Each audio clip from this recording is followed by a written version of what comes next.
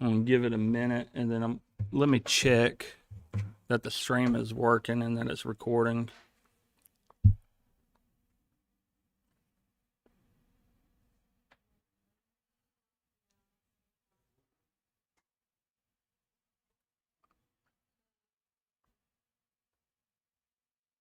Okay.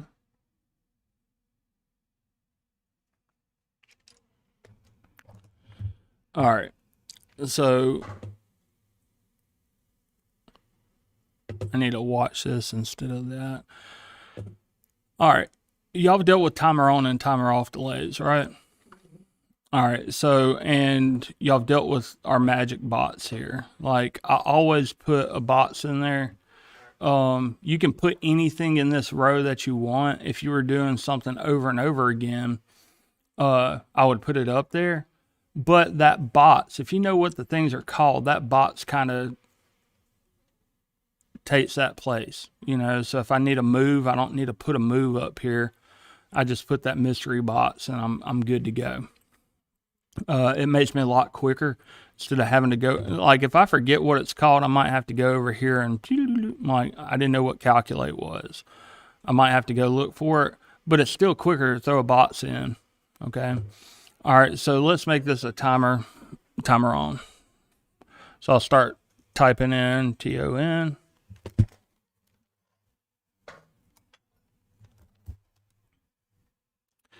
And we've got a timer on.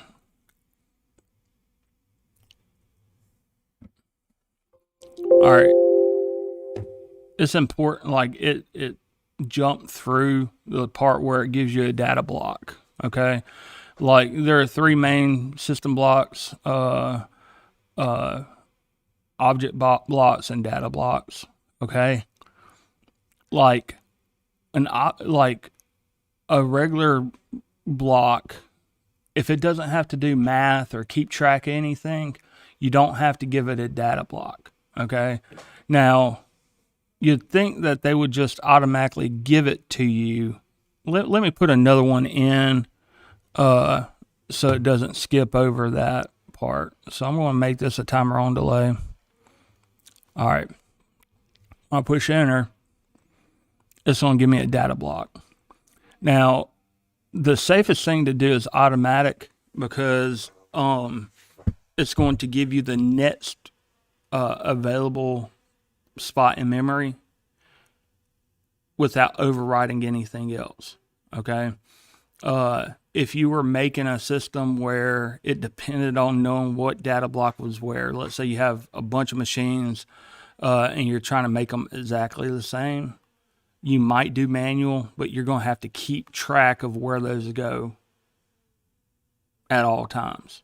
Because if it has a memory overrun so that it needs more space than what you gave it to jump to the next one, you're going to have a lot of conflicting things. So the vast majority of the times you're going to do automatic. All right. And that's going to give you a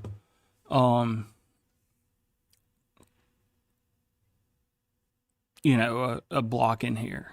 Okay. I had counters in the other program that I deleted to show this, but their data blocks are in there. I got a DB1, probably a DB2. That's a DB3.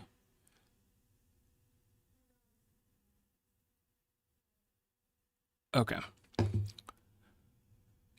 This has to do math. Your counters have to do math. Your timer has to do math. So we have to have a data block for it. Now, I don't know if have y'all made variables yet? Like, or up until this point, you've just done,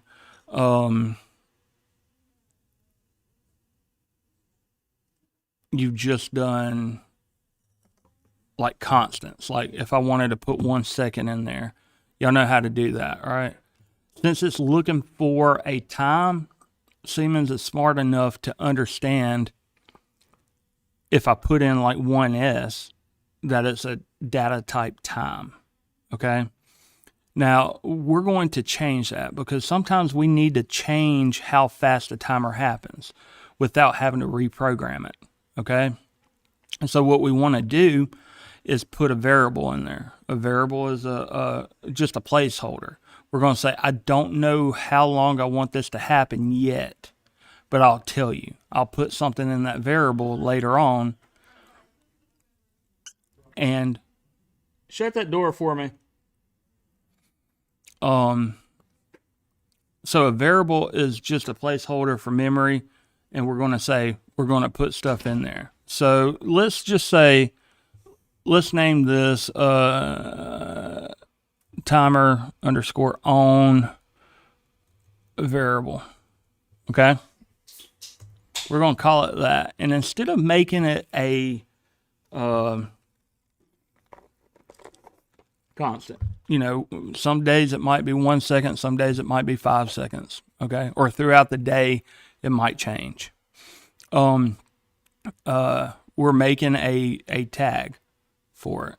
All right. I don't know that y'all have done anything but global inputs and outputs, but we're going to use global memory right now. Okay.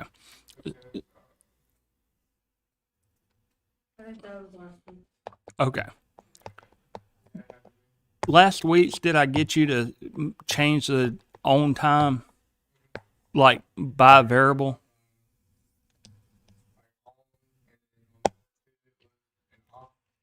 Okay. No, this is a little bit different. Okay. All right. So right now, instead of hard coding that we want it to be a certain time, we're saying I don't know what it's going to be. It's going to depend on something else. Okay. Now, when I put it as a global memory, since I put it in that PT, it knows that it's a data type time. Okay. You want to double check that, but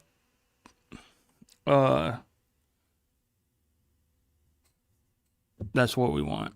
All right. We'll leave it in the default tag table. We'll make some more tag tables in advance to make our life easier. But let's go ahead and define that. All right. So it gave me a space that's big enough to put a number in. Okay. All right. So when this goes on, we want it to turn something on. Right now, we're going to just call this timer on finish. So ton finished. And it's a Boolean. Boolean just means that it can be on or off or true or false, right? We're going to make it global output. Now, let me show you what happens when you put a local temp, because a lot of people have problems with temporary. So I'm going to put it there, and then they get this little hashtag or pound sign, that, and then they can't go and find it. Like if I go into PLC tags, it's not there because it's a local. Okay. So if you accidentally make a local and then I start trying to delete that and stuff, I could delete it. But if I start trying to type it in, it's going to try to auto correct into there. Look in your block interface. Okay. So there's a little triangle right here.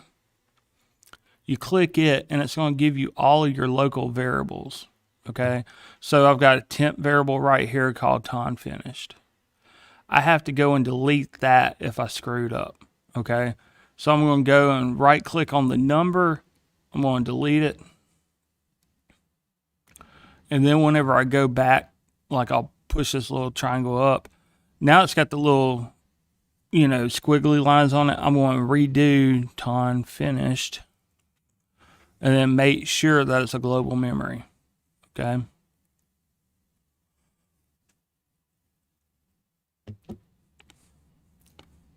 All right. So we want to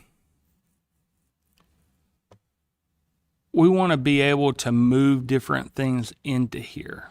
Okay. So as soon as power comes on, it's going to go up a preset amount of time, and then that's going to come on. Okay. Now, up until this point, we did a timer on and then a timer off, because the timer on, if we put a normally closed contact here and we said ton finished, right? We talked about how an oscillator works, didn't we? Power comes on. Since that's normally closed, it lets it start timing. Once it times up, that output ton finished comes on, which opens up what was keeping power on it, right? So then all of a sudden it kills the timer on delay and it resets it back to 0. Since it's back to 0, then the output goes off and then it starts counting up again. Now we put a timer off delay on there so that we could actually see whenever it would do that, because this happens instantaneously. Like as soon as it gets up to its number, it turns on and then it kills itself and then it turns right back off. And we're talking like, a couple milliseconds. So even if we put a light right there, it wouldn't flash long enough for us to see it. Okay.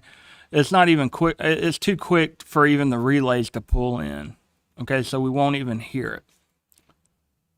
Up until this point, we wanted to be able to see that light come on or something, right? So we dump that into a timer off delay. You'll understand the difference between that. Like it'll hold on, and then as soon as we get an off signal, or as soon as we get a high signal, it's going to hold on, and then as soon as it kills, it starts counting, and then it'll hold it on until that time frame, right? Do I need to draw that out a little bit? Yes. All right. When I read the chapters on this, what we read just over the week, it talked about a red light. I'm a little confused about the red light. It's talking about a red and green light. I get the green light, but the red light is. I have to look it up.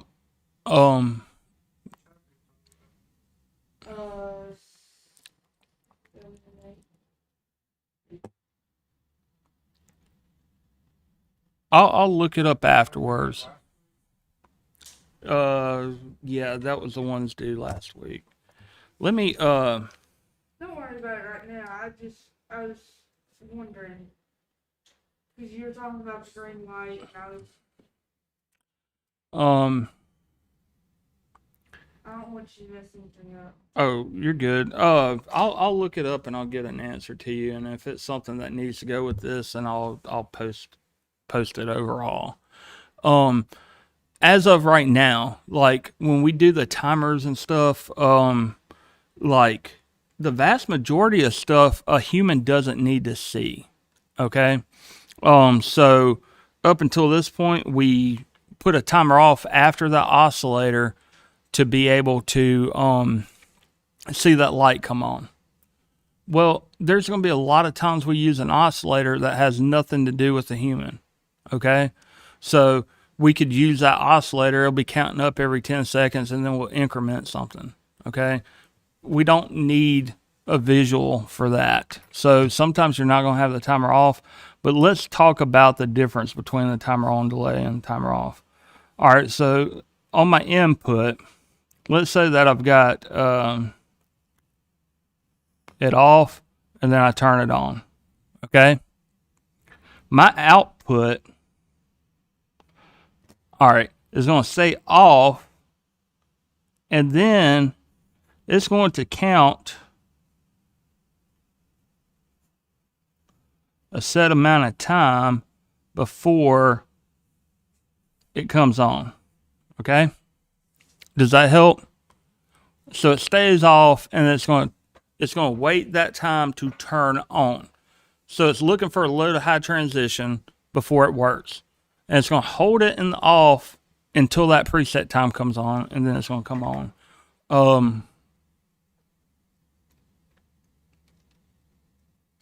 Let's say we have a machine, and let's say it's a donut machine. Have I used that one in the video? Donut machine. All right, so we've got a button. We've got a key to turn it on, okay? And then we've got a button to start making donuts. Well, I turn it on, and there's a lot of things that have to happen before something else can happen. Like I got to get that fryer hot enough. If I push that start button and I start plopping out donuts onto the conveyor is running through cold fryer oil. It's not going to be a good thing, right? So like that timer on delay I flip this on, and then before I can ever push that button, if I don't push that button before that timer on delay is done, it won't do anything. All right. So I'd have a lot of things happening, and I would give it time to happen, and then all of a sudden I'll let things go. More than likely, instead of using a timer, most of that stuff I'll probably use of like a temperature sensor or something. But yeah. hmm I'm trying to think. I have to look and see how many people are in here, but we're going to do something with it physically moving stuff. All right. All right. So, or let's say that I push a start button and I need to get the oil hot enough. All right. So I just push a button, like it'll sit there and wait until that time is over before it's actually turns on that part of the machine. You could think of it as like old school fluorescence. Like sometimes you'd flip on it on the switch, and then it'll wait a second, and then it'll click on, right? Because it was getting enough power from the ballast and trying to knock it over to turn on. All right, so the timer on delay is just like that. Okay, timer off delay. Let's say that we have an off, then an on, and then an off again. All right, so what happens is when we turn it on, it stays on. And then, so do.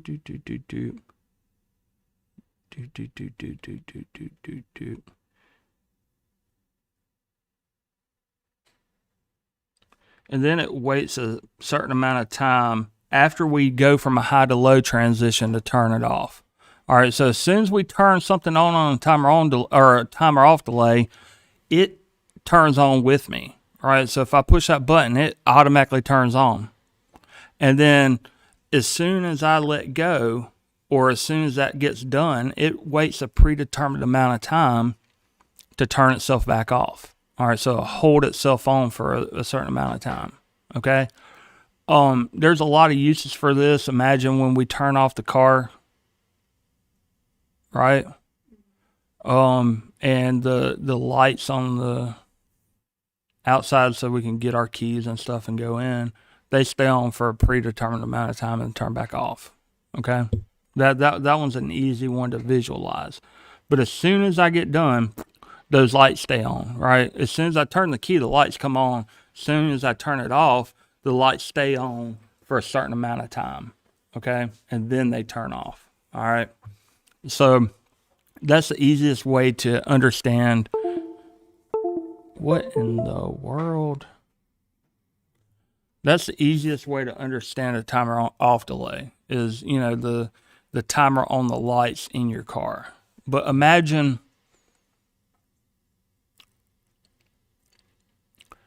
think about how quick it is to push a button. Like somebody pushes it real quick. We might have a timer off delay that would, keep track of that to kind of make those presses longer for something that needs it to be longer, right? We want it to be, let's say that somebody shouldn't be able to push that button more than once a second. All right, let's say that we have a process and we want to be able to, make it go up. Well, think about this.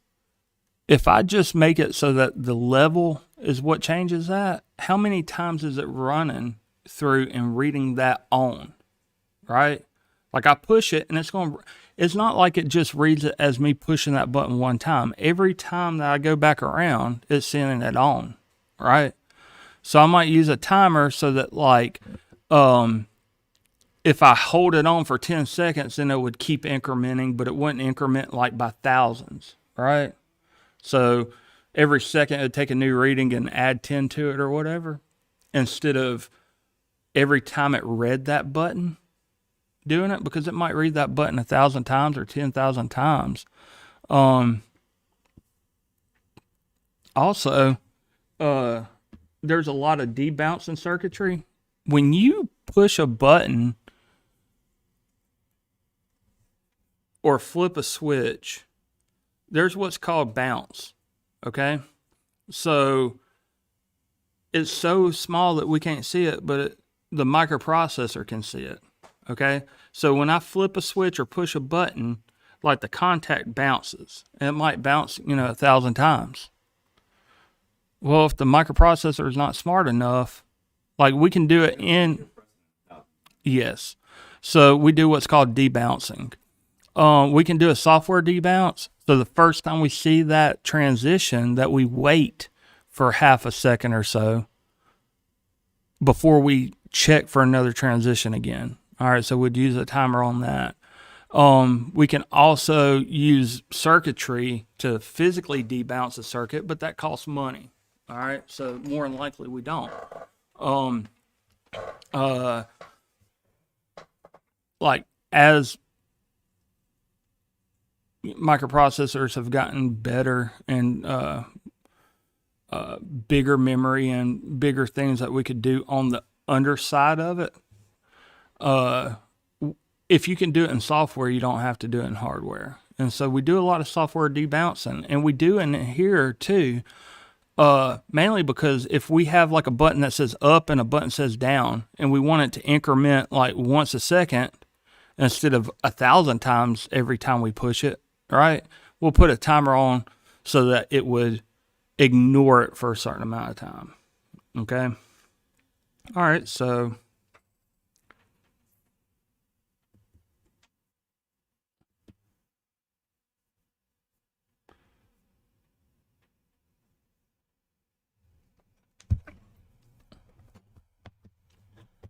let's look at this circuit.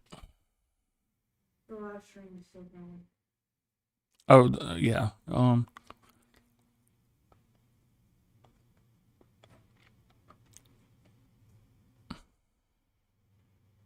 Okay. All right. So we've got a normally closed contact. As soon as we turn on the power, it's going to start letting that timer on delay. Y'all remember timer on delay waits for that amount of time before it turns on. So whatever we put this variable as is going to wait for that amount of time, and it's going to turn this on, and then it's going to immediately kill itself because it'll open this up, which will reset this, which will make that die, which will make that open or close back up and start counting again. So it'll count up 900 milliseconds, 1 second, and then it turns on, it opens that up, it kills it, it turns that off, it closes it back again. So we're talking like instantaneously, it'll count up to that number and then back down to 0 and count back up. So one of the real cool things about Siemens is they try to make you programmatically correct. All right. So if we make an oscillator and it works, we should call it oscillator.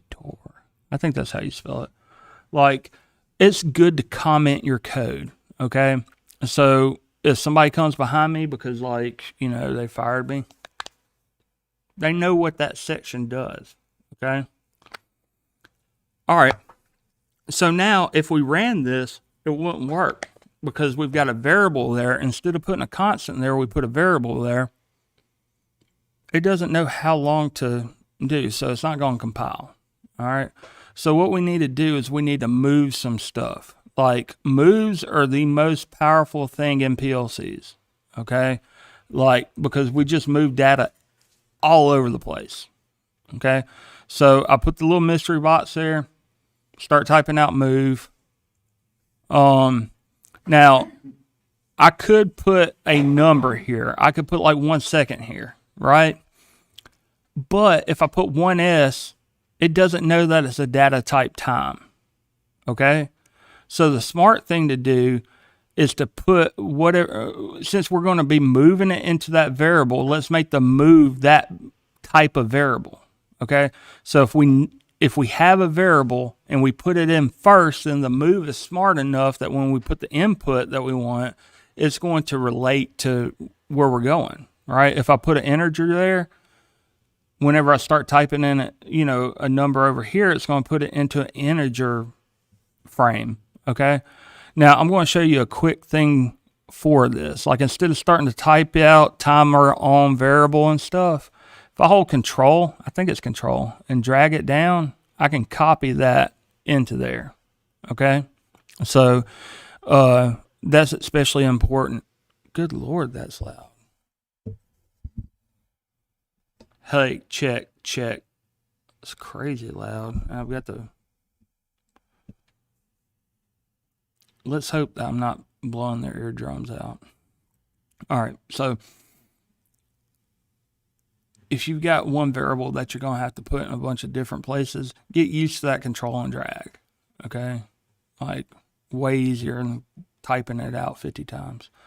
Since that's a data type time, whenever I put a constant in here, it's going to know that it should be a data type time. So I'm going to put 1s, and I don't have to remember that T # stuff. Whenever I push enter, it's going to automatically populate it so that it actually is a data type time. Okay, so it automatically puts that T #. You were supposed to. Let me... That's probably when the flickering was going.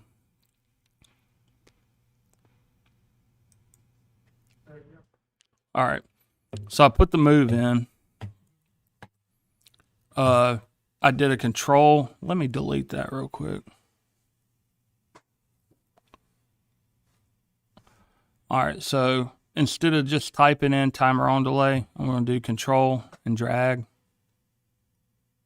Boom. All right. And now since I have that over here, like it knows that it's a data type time. Whenever I start putting a 1s here, which would normally give me a red number, it knows that it's supposed... Because technically I should put a T #1s. But it's smart enough to know that since I'm dealing with time, that's what it needs. Okay? All right. So this will work. This works just like it did before when we put 1 second in there. Every 1 second is going to, turn on and right back off. Now, that by itself is not very... it's a squirrel on the roof.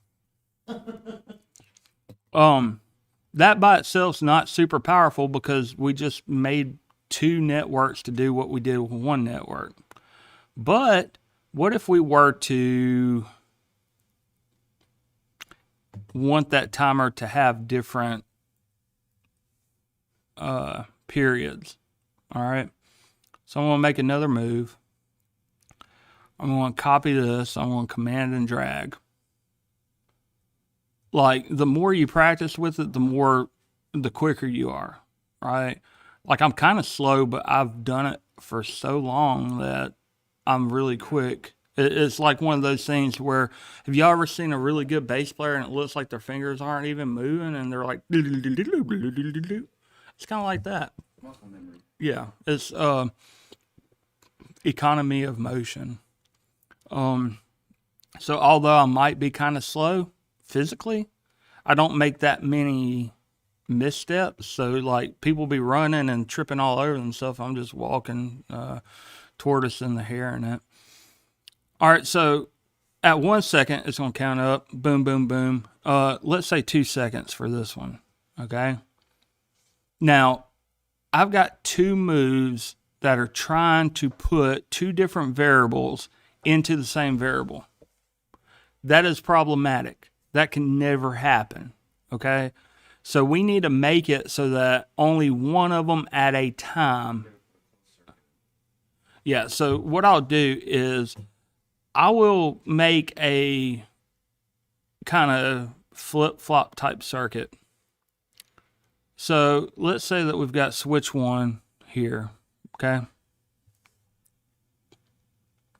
And if it's not defined in your tag table, go ahead and define it.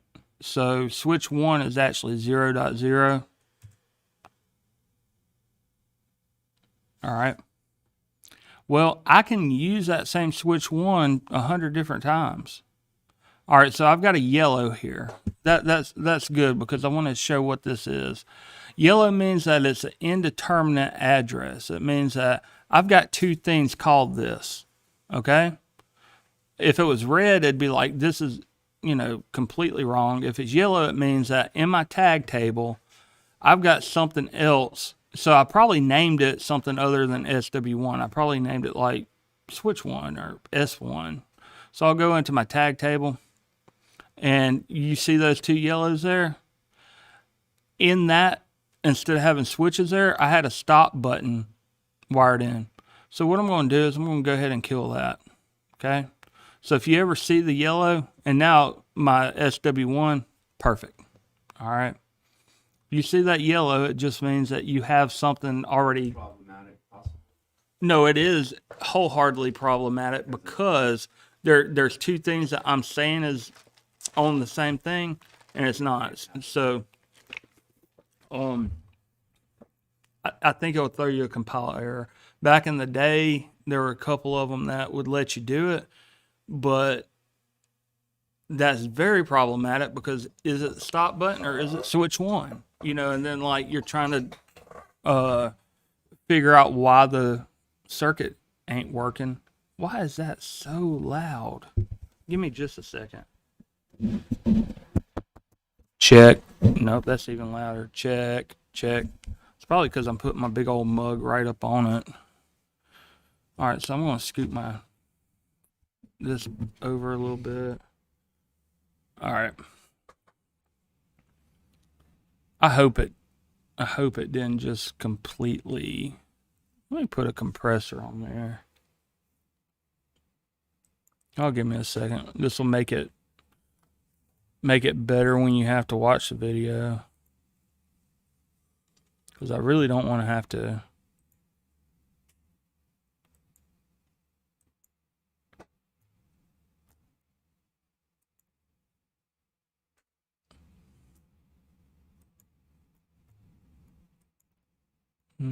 Check. Check.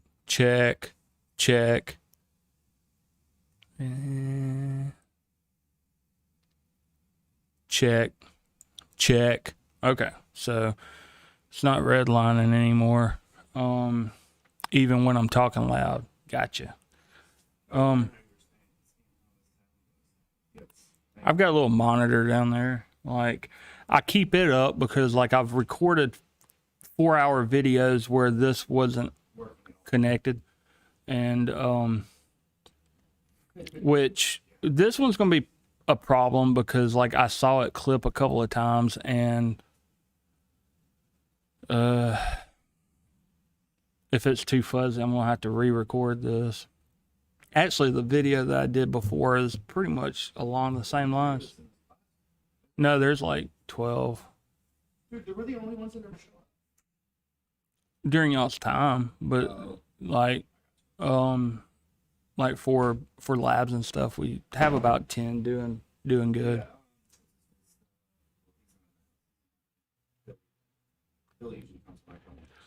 All right, this is important right here. Y'all can still see what I've got up there, right? I've got switch 1, and I've got 2 different states of switch 1. Switch 1 cannot be both of those at the same time, right? Okay, so I've made it so that I won't have the move doing 1S and 2S at the same time.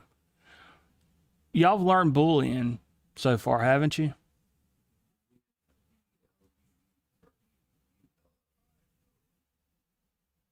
And that's Boolean. It's like Boolean. All right, so let's look at that for a second. All right. I remember that. All right, so if we've got one thing that can be either on or off, how many combinations of that can we have? 2. It's either on or off. If we've got 2 things that can be either on or off, how many combinations we got of that? 4. Off, off, off, on, off, on. What about 3? 8.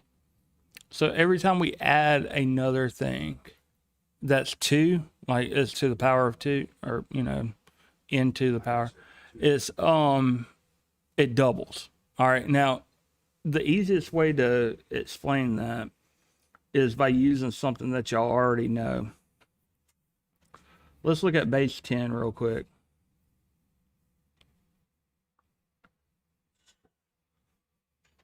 All right. So we've got 0 through 9. That means that we've got 10 different things that one spot can hold. All right. So we can go 0 all the way up to 9.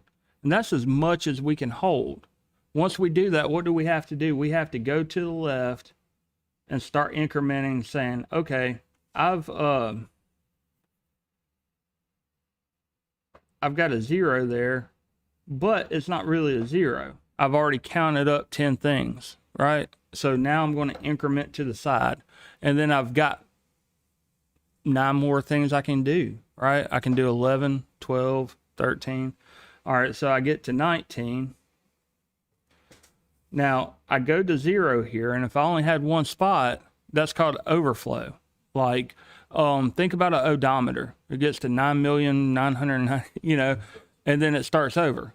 Is it at 0? No, the odometer is at 0, but the miles on the car is at 1,000,000. All right, that's called overflow.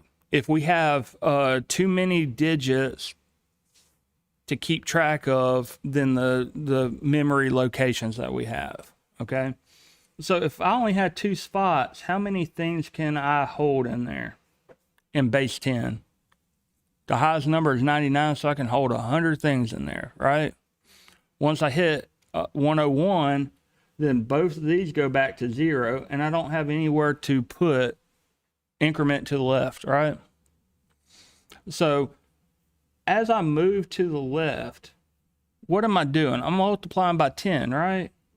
So if I have a 1 there and I shift it to the left, so now I've got a 1 and I've got a 0 that comes in, right? I'm multiplying by 10. So that's pretty easy to understand, right? If I go right, I'm dividing by 10. That's pretty straight, right? So if I go 100 and I shift it to the right, I'm dividing by 10.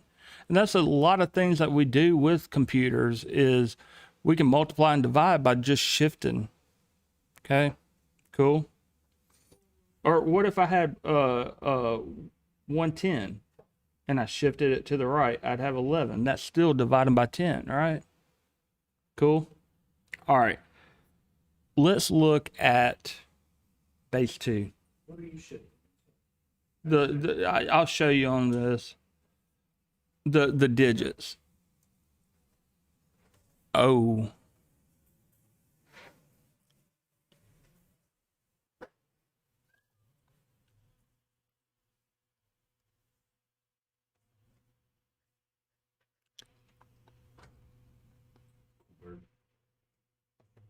It's pretty good.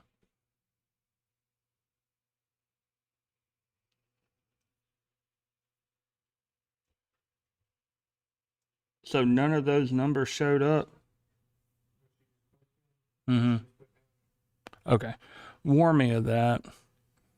Um.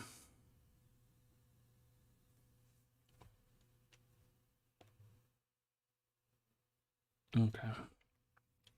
All right.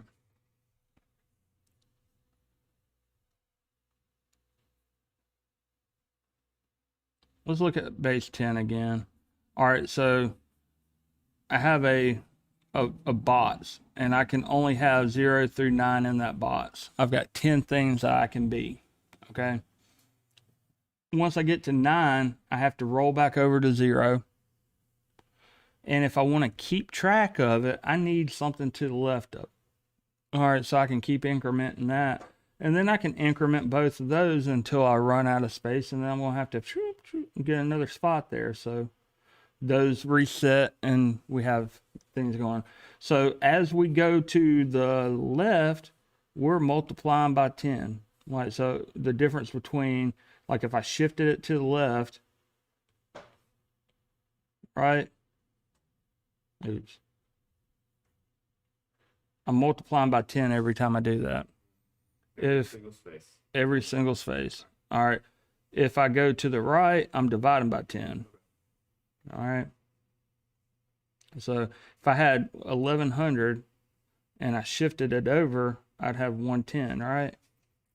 Like that 0 would fall off. If I get up to something, let's say I have 2 spaces and I increment, it's just like the odometer. I have what's called an overflow condition.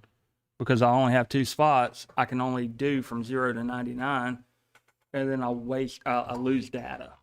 Okay. All right. We good? All right. So base 2 means that we only have 2 different numbers that we can deal with. So we can only fit 2 different numbers in this spot. And that makes sense because we're using transistors and they can only give us an on or off. And we'll say an on equals 1 and an off equals 0. Okay. So I go 0, 1. Now I don't have anywhere to go, so I'm going to have to reset again and increment something to the left of me to represent that I did that. Okay. So while I'm doing this, there's an infinite number, of spots over there, depending on how big or how powerful the microprocessor is. Okay. So I'm not going to put them all. This has nowhere to go, so it's got to reset back to 0, and I increment what's beside it. Right? So we've got 0, 0, 0, 1, 1, 0. Now I increment again. I do have some place for this to go, so I don't have to do anything to the left. Right? Now what do I need to do? If I've got room for it, those both reset, and I need to increment something to the left of it. Right? Golly.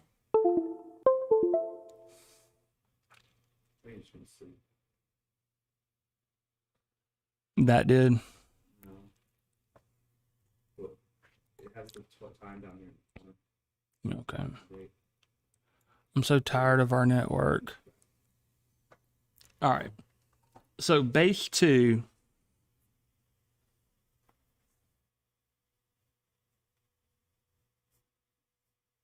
is binary. It's only zeros and ones. It's only zeros and ones because we represent everything with an on or off. Okay. That's how we store the information. Now we can group those ons and off together to represent huge numbers, right? You know how I said when you move to the left, you multiply it by 10 in base 10. When you move to the left in base 2, all right, so this is 1, this is 2. That's just like shifting to the left, you double. All right. So if I shift to the left again, that's 4. All right. Now you've got your ones place. What is the second thing in base 10? That's your tens place, right? All right. So this in binary is going to be your twos place, right? Because we only have 2 things to do. The next thing was 100. Well, what's double of 2? We're not multiplying by 10 in base 2. We're doubling in base 2. So this will be your 4's place, then your 8's place, then your 16, 32, 64, 128. We just keep doubling forever. Do it? Yep. So I've got 1 in my 4's place, 0 in my 2's place, 0 in my 1's place. I can represent every number that way. Okay? All right. So what we're going to do is instead of just having a 0 and a 1 to represent, what do we do? 1 second and 2 seconds. Right? We're going to add, so we're going to say this is switch 1 and this is switch 2. Now, I don't like that because switch 1 is on the left when we're looking at it, right? Like when we're looking at the physical switch. So we're going to change up what we did in there a little bit because I want to actually have it this way. I want switch 1 to be my most significant bit. Now, your least significant bit is always your 1's bit, okay? Your most significant bit is always the one that's the most significant in whatever form you're doing. We're only going to look at 4 of them right now, okay? 4 switches. So switch 1 is going to be my most significant bit. Switch 2 is going to be my second. Switch 3 is going to be my third. And switch 4 is going to be my least significant. Okay?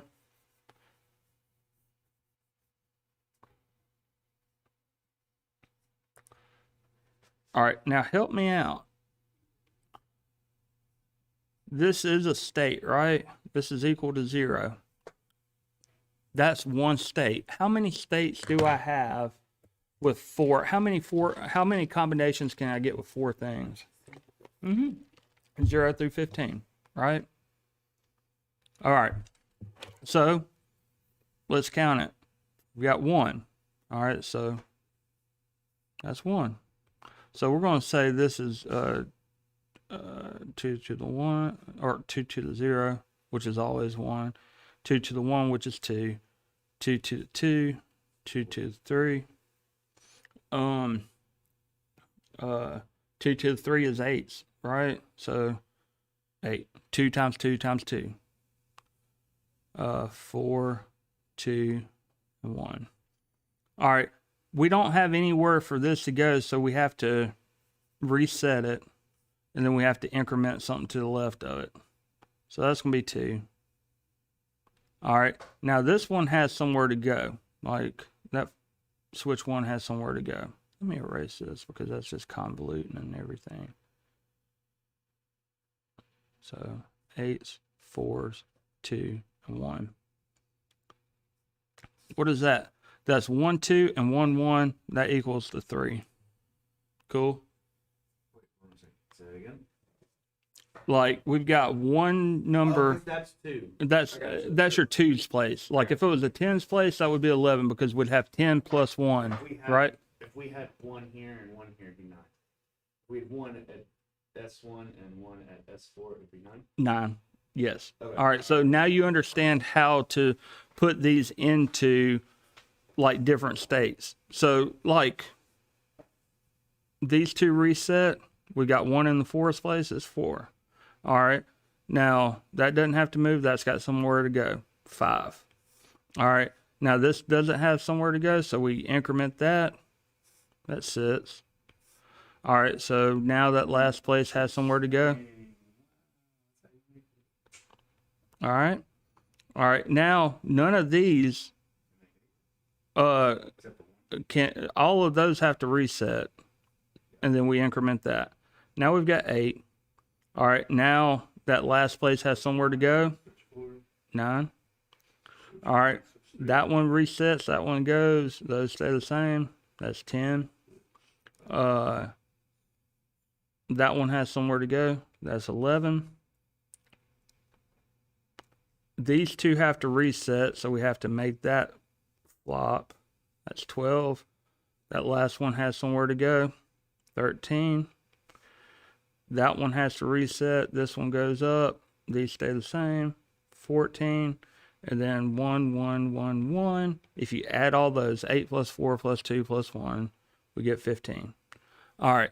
Now, right? We good? Now, we also have what's called hexadecimal, which means that we have 16 numbers to deal with in every spot. Okay? Mainly because microprocessors are really good at dealing with those little 4 bits, like a nibble, a half a byte. Okay? So we said, wouldn't it be nice if we could fit all this into one little thing? And so we have to make up everything from 10 to 15 because that's 2 spots. So we just use A, B, C, D, E, and F. That's why when you look at things, you might see A, 3, 7, B, stuff like that. That's encoding it for binary. The computer only understands 1s and 0s, but this makes it easier to take a big chunk of data, right? Because how much data did that encode? All right, what is A? That's 1, 0, 1, 0. What's 3? That's 0, 0, 1, 1. What's 7? 0, 1, 1, 1. What is B? 1, 0, 1, 1. See all that information that we encoded into that small spot? Oh, wow. Right? So it's kind of magical. Now, we understand the hexadecimal, the computer doesn't. But if I gave you that, if I said, hey, put 1010001101111011 in there to make it right, you're going to mess up something, right? But if I was like A, and then you're like, okay, so it's an easy way to partition information for us, okay? So hexadecimal, which is base 16, right, is an easier way for us to not make mistakes when we're dealing with a bunch of binary data. Because when we're looking at a million ones and zeros, what we do is we clump them together and then boom, okay? Does that help? All right, so what I want to do is I want to take those first four switches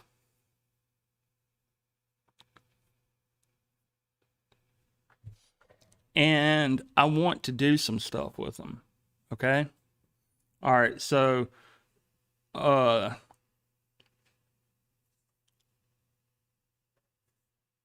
we're going to use switch 1, switch 2, switch 3, switch 4. I want y'all to like look at the hexadecimal. I'm going to give you a combination. I'm going to give you a letter, and then it should coincide to what we want out. Okay? Cool. All right, so if it's all zeros, so if it's all zeros, let's say that equals 1 second. Okay? So now you can see how we can encode 16 different times for the oscillator to hit, right? Off of 4 switches. Okay? All right. So if it's 0,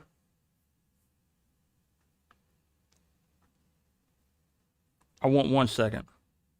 All right. If it is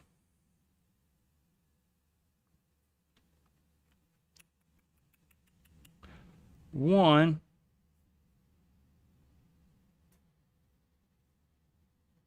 I don't like that. Let's say half a second. Okay. If it's 1, let's say it's 2 seconds. Or that just negated the whole thing I was trying to do. If it's 1, let's say it's 1 second. If it's 2, let's say it's 2 seconds. If it's 3, say it's 3 seconds. If it's 4, let's say it's 4 seconds. And if it's anything above 4, let's say that it is 5 seconds. Cool? All right, so I'm going to do a couple of them. All right.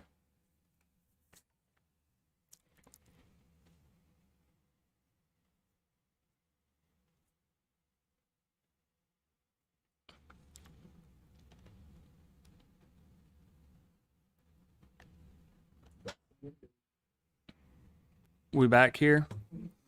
All right, so what we did first is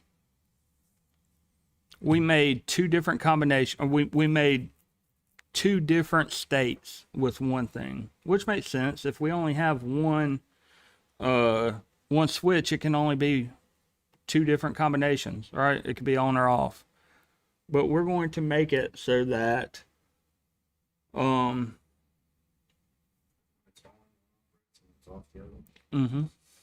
right. So I'm going to give you a few. All right. So let's make this 0.5 seconds. So we're going to put that up there just so we remember what we're trying to do. 0.5 seconds is 500 milliseconds. So you could put 0.5 S and it's going to go ahead and put that T pound sign. But I like putting the milliseconds because I can get more precise later. Like I could, do like 750 milliseconds instead of 0.75. All right, so what combination am I looking for? If all of them are 0,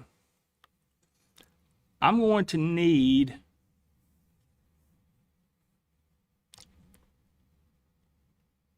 something representing every one of those switches.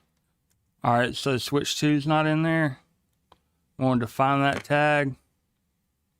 It's going to be a global input. And I can already tell you it's going to be yellow because it tried to jump me to 0.4. So this one's going to be yellow too. But what I'll do is I'll go in and clear them all out at once instead of taking my time. All right, so this is going to be 0.2.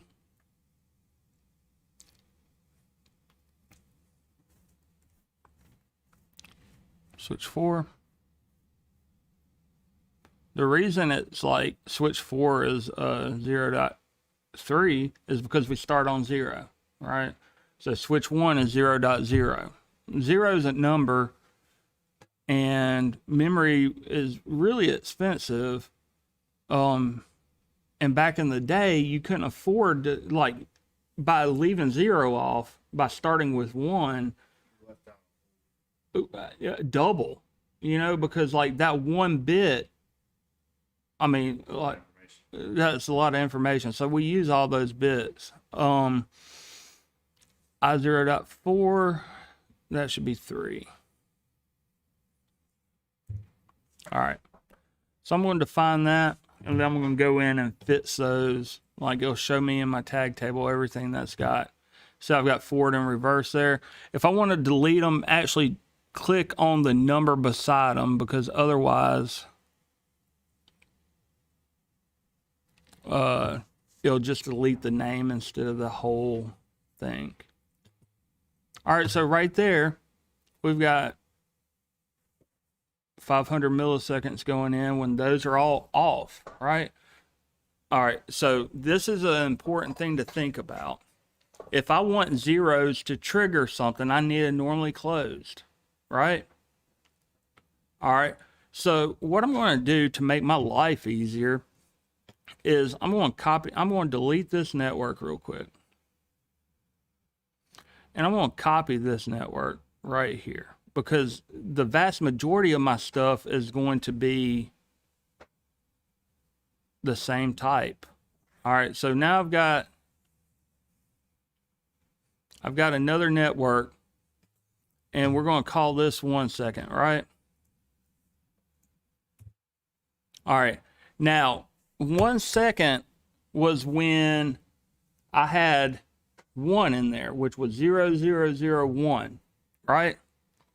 All right, if I put a 0 on here, it's going to let it through switch 1, right?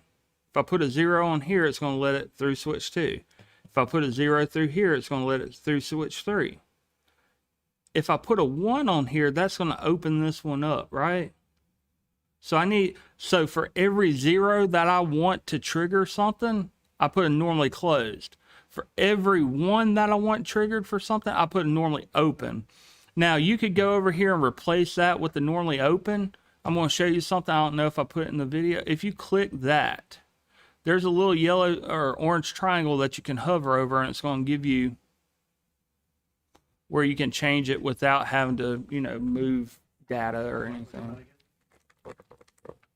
Like if I want to move, I'll go and hit that little orange corner, and then I open it up, and I can put a P trigger and an N trigger. We haven't gotten to those yet, but those are pulse inputs. You know how I told you that like the PLC would read it 1,000 times if I held a button? We can make that so it doesn't do it, right?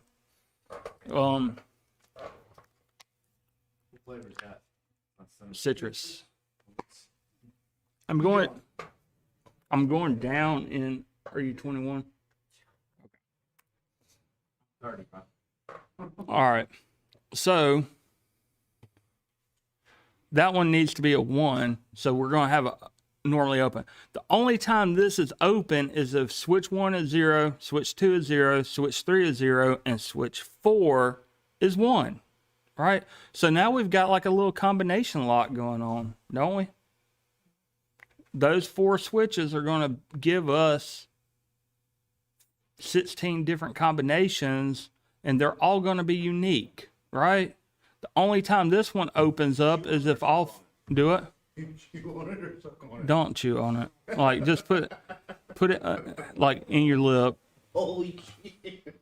Yeah, chew All right. So Okay, so if say you had a network 4, right? yeah. It'd be 2, Just don't chew. and then you would do 0, 0, 1, 1. Well, 2 is 0, 0, 1, 0. Oh, okay.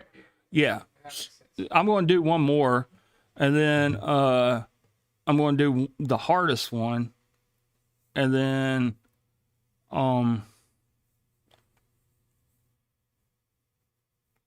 yeah. Okay. All right. So we've got boom, boom, boom.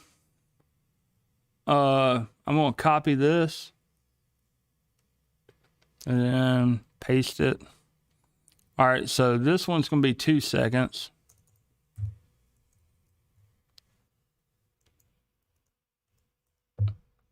All right. So I want to make it so this shows up as 2. So a 1's going to need to normally open. That's going to be 0, normally closed. All right. So you'll It's starting to make a little sense now to me because, like, I was gonna look like I get it, like doing it on like the binary, but doing it in the back end. It's something. all right. So when I see it normally closed, I just see an active low. I see that a 0 triggers it. So if you showed me that, I'd say the only time that happens is on the second one because I got 0, 0, 1, 0. So if I look at it normally closed, I see a 0. If I look at it normally open, I see a 1. That's what triggers it. Okay? Cool? All right. I don't know why I thought I could. It's not gum, bro. No, it's not gum. All right, so I'm going to copy that, paste it, and we're trying to make a 3. So a 3 is 0, 0, 1, 1. I want to go over here.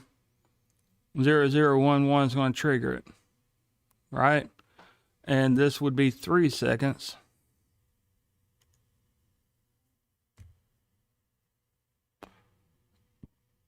I need to change this up here too. I said 2 seconds for that one. And I said 1 second for that one. Do what? Okay, so 0 is always start on the left, right? Until it builds up to 8, it would always be 0. Starts on the So right. Like you build it from the right, but we're taking it in a chunk of 4. So it'd be 0, 0, 1, 1 for 3, right? Like reading it across. Like switch 1 is actually our most significant bit in this. Okay. So 0, 0, 1, 1. And you can pull up the video where I had we counted out the binary. All right, now we said that we wanted 4. So let me double check. 500 milliseconds for 0, 0, 0. 1 second for 0, 0, 0, 1. 2 seconds for 0, 0, 1, 0. 3 seconds for 0, 0, 1, 1. Right? And then we're going to copy this one more time. And then what's 4? This one would need to be a 1. This one would need to be a 0. And this one would need to be a 0. And that's going to be our 4 second one. Now, I said anything over Control, copy, Control V. I said anything over 4. Let me change that. Should be 5 seconds, right? All right. Since all of these things are going to be 5 seconds, we're going to put them in the same network. Okay.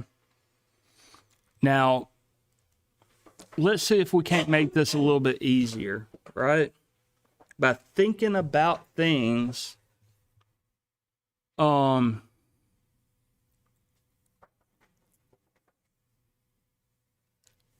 so what combinations,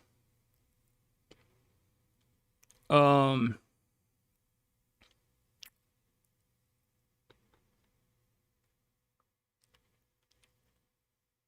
above 4? Yeah. It'd be 0, 1, 0, 1. Yes, 5 would be one, 6 would be another, 7 would be another. So we've got to do from 5 to 15. That's 10 different combinations, right? And that might be problematic. Okay? So let's think about what we could do. Up until this point, switch 1 has always been off. Through the whole thing, switch 1 has been off, right? If we say, let's kill this real quick. Let's kill this one. Let's kill this one. Let's kill this one.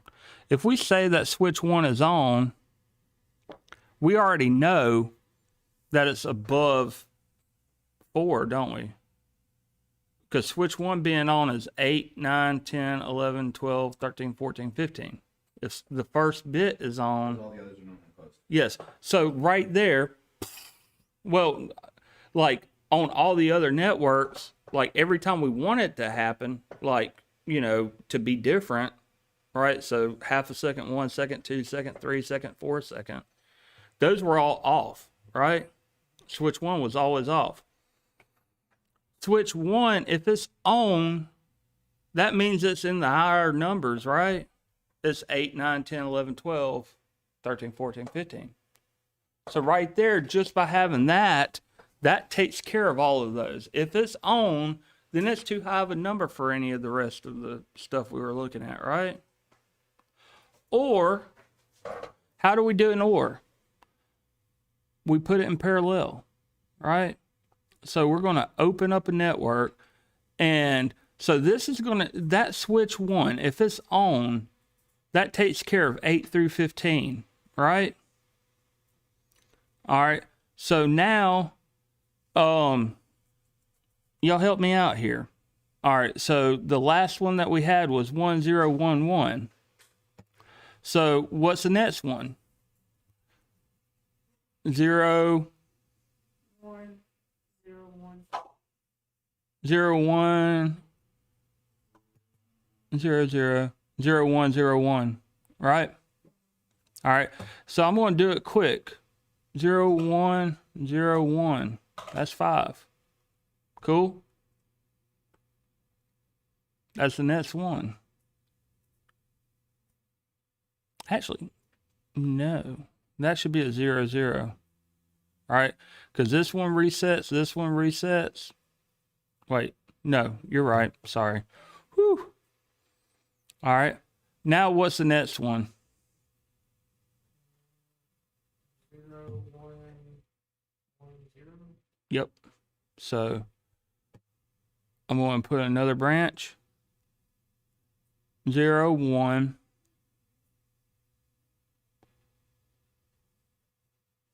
1, 1. Right? Is that what you said? No, 0, 1, 1, 0. 0, 1, 1, 0.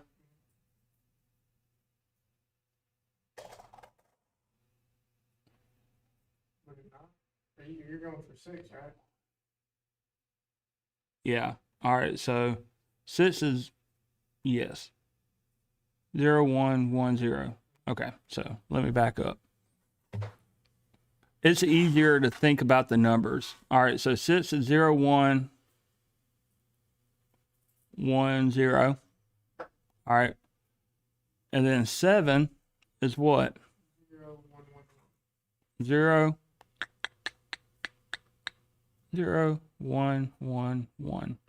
All right, so those are the combinations that I need for 5, 6, and 7, right? I got 0, 1, 0, 1, 0, 1, 1, 0, 0, 1, 1, 1.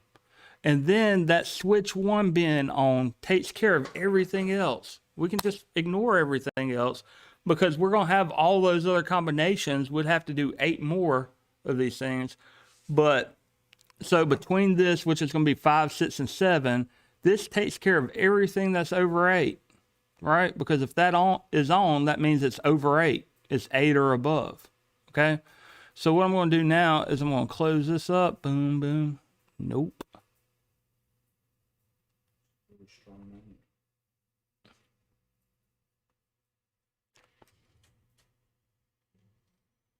Close.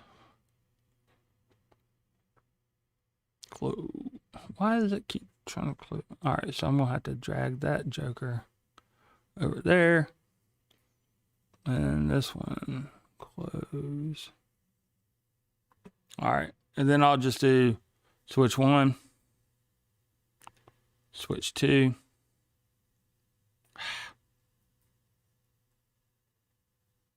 Switch 1. You can use tab to get across quick. Now,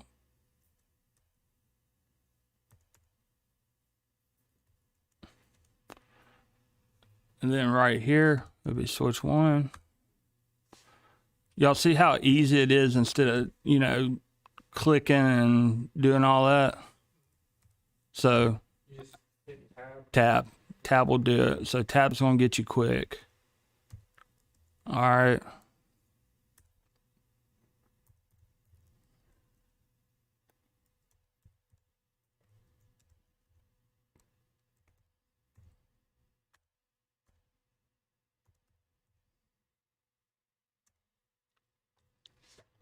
All right. So anything above 8 is going to give us 5 seconds. And 5, 6, and 7 is going to give us 5 seconds. So anything above 5 or above is going to give us 5 seconds. All right. Now, the last little bit of this is, have I showed y'all how to watch it when you download it? The little monitor right here. Okay. So after you download it, would it all be? yes, it'll all be in here. You just go and, all right. So once you download it, what I want you to do is go and monitor and then look at the time that is in that variable timer on variable. Okay. If all your switches are down, it's going to have a 500 milliseconds in it. It's going to have a 1 second. If switch 2 is turned on and switch 1 is turned off, it's going to have a 2 seconds, right? So by binary, like if I wanted to make it harder, I would just make you go and do 5 seconds, 6 seconds, 7 seconds, 8 seconds, 9 seconds, 10 seconds. But I'm not trying to waste your time, right? And I think it's more important to understand the concept and to look at this as being like, if you can get something down so that like what's in common with 1000, 1001, 1010, 1011, 10 or 1100, on and on. Everything's different but that one on the beginning, right? So when you get into digital, you'll find out how to do Boolean algebra to simplify stuff. So if I had something that was 8, 9, 10, 11, 12, 13, 14, and 15, like all grouped together, I can represent that just by going, okay, what's the same about all those? If everything else changes, then those aren't particularly important. If that one is on, yeah, that represents 8 through 15 in a 4-bit thing, okay? So if that's on, we know it's 8 or above, okay? All right, so y'all do that, and then you'll watch, and by flipping the switches, and I want you to systematically do it. I want you to do like, go back to the video where I had the 0000, 0001, and flip those in those sequences, right? And then see that it stays at 5 for anything you do over 5, okay? 5 or above. I think since I was going to not give you network 7 and be like, figure that out, But then I was like, I want to show them that switch one, right, as an easy way of grouping the bigger numbers together, right? Cool. All right. Well, looking forward to the lab. It's gonna be pretty fun. Like what we'll do after this lab is we're gonna hook up the pneumatics to it, and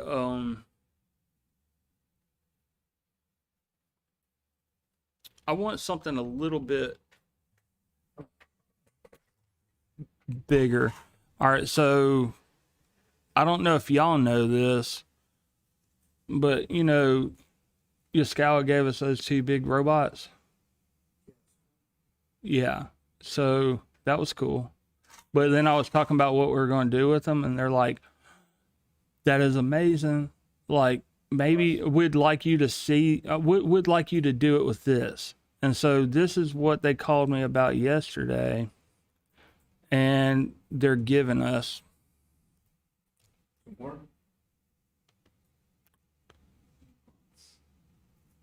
that joker right there. All right, so the biggest robot that we've got has 6 axes. That's a 15 axis robot. The gripper, like one of the grippers that it has, is a adaptive gripper. That thing alone is $30K. That thing, I don't remember how far it stands up, but you know the big ones are 180 pounds. This one's 500 pounds. So we're going to do a little bit of reconfiguring because I do want to.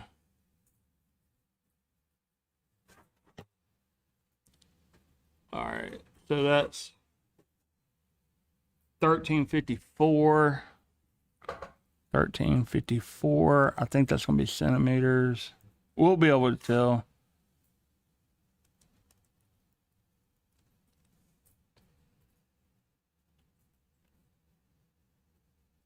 I think it's going to be millimeters now. Yeah, it's not 44 feet. It's 4.4 feet, probably. Yeah. But, I mean, that's not counting the arms, right? So, well, look how long those arms are. Let me show y'all a video. Let's get excited about it for a second.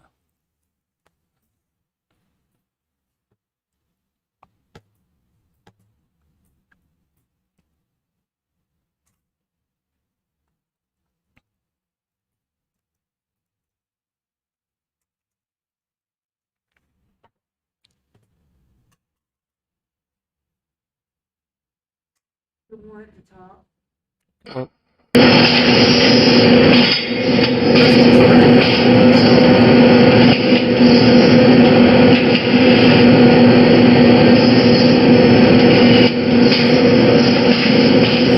So we're gonna have some fun. I'm gonna reconfigure it. We're gonna put some legs and a head on it. Like we're gonna make its own head, and it's way more powerful than those. So it'll actually be able to pick up the head instead of having it fake it. So I'm pretty pumped. All right. So y'all know what to do on the labs, right?